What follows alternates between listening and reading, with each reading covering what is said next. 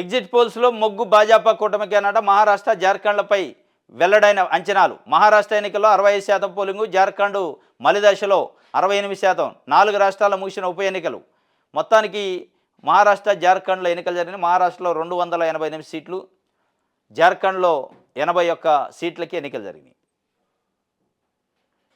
మొత్తానికి అటు మహారాష్ట్రలో కానీ ఇటు జార్ఖండ్లో కానీ బీజేపీ అంటే ఎన్డీఏ కూటమికి మొగ్గు ఉందట. ఎగ్జిట్ పోల్స్ చెప్తున్నాయి. మెజారిటీ ఎగ్జిట్ పోల్స్ ఎన్డీఏ కూటమికి మ్యాజిక్ ఫిగర్ దాటే అవకాశం ఉంది, గవర్నమెంట్ ఏర్పాటు చేసే అవకాశం ఉందనేది చెప్తున్న పరిస్థితి.